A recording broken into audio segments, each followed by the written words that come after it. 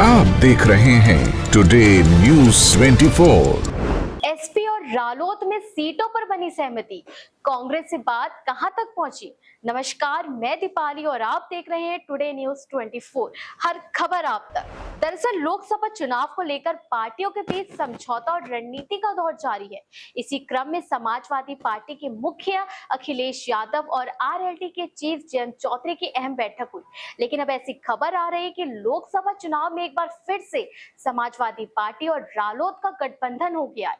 शुक्रवार को दोनों पार्टियों के गठबंधन की तस्वीरें साफ हो गई।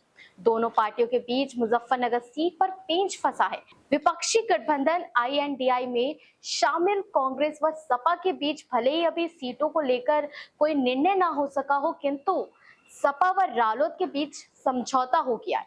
विधानसभा चुनाव की तर्ज पर प्रदेश में सपा व रालोद आगामी लोकसभा चुनाव भी साथ मिलकर लड़ेंगे। सपा ने रालोद की 7 सीटें दी हैं। दोनों पार्टियों का यह गठबंधन पश्चिमी यूपी में भाजपा को चुनौती बढ़ा सकता है। यूपी में अखिलेश यादव की सीट शेयरिंग पर फैसला लॉक। अखिलेश यादव और जयंत के बीच डील फाइनल हो गई है। अब सवाल ये उठता है, क्या इंडियन गठबंधन में अखिलेश की बात मानेगी कांग्रेस। दरअसल अखिलेश का फैसला 7 सीटों का था और रालोद की मांग 12 सीटों की थी। इन सीटों में बिजनौर, मुजफ्फरनगर, बुलंदशहर, मेरठ, मथुरा, अमरोहा और अलीगढ़ जैसे शहर शामिल थे। दरअसल कांग्रेस पहले ही स्पष्ट कर चुकी है कि वे रालोद के साथ सीटों को लेकर बातचीत नहीं करेगी। चूंकि सपा व रालोद का प्रदेश में पहले से समझौता है, इसलिए कांग्रेस ने दोनों दलों को आपस में सीटें तय करने के लिए कहा था। इसी के बाद रालोद अध्यक्ष जयंत चौधरी ने शुक्रवार को सपा मुखिया अखिलेश यादव से लखनऊ स्थित जनेश्वर मिश्र ट्रस्ट में मुलाकात की और सीटों को अंतिम रूप दिया। गठबंधन की घोषणा कैसे हुई? इस बैठक के बाद दोनों नेताओं ने इंटरनेट मीडिया पर गठबंधन की घोषणा की। अखिलेश ने ट्वीट पर जयंत के साथ हाथ मिलाते हुए फोटो पोस्ट करते हुए लिखा कि राष्ट्रीय लोक दल और सपा के गठबंधन की सभी को बधाई। जीत के लिए सभी एकजुट हुए और जुट जाएं।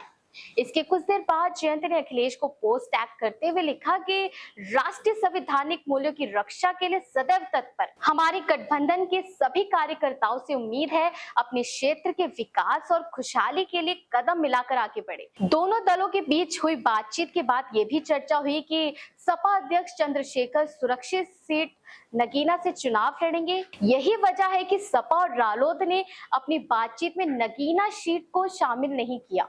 साल 2019 के चुनाव में रालोद ने मुजफ्फरनगर, बागपत और मथुरा से चुनाव लड़ा था। तीनों जगह हार का सामना करना पड़ा।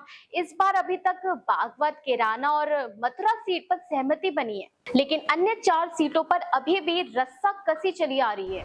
आपका इस पर क्या कहना है, हमें कमेंट करके जरूर बताएं और हमारे चैनल टुडे न्यूज़ 24 को लाइक, सब्सक्राइब करना बिल्कुल ना भूलें।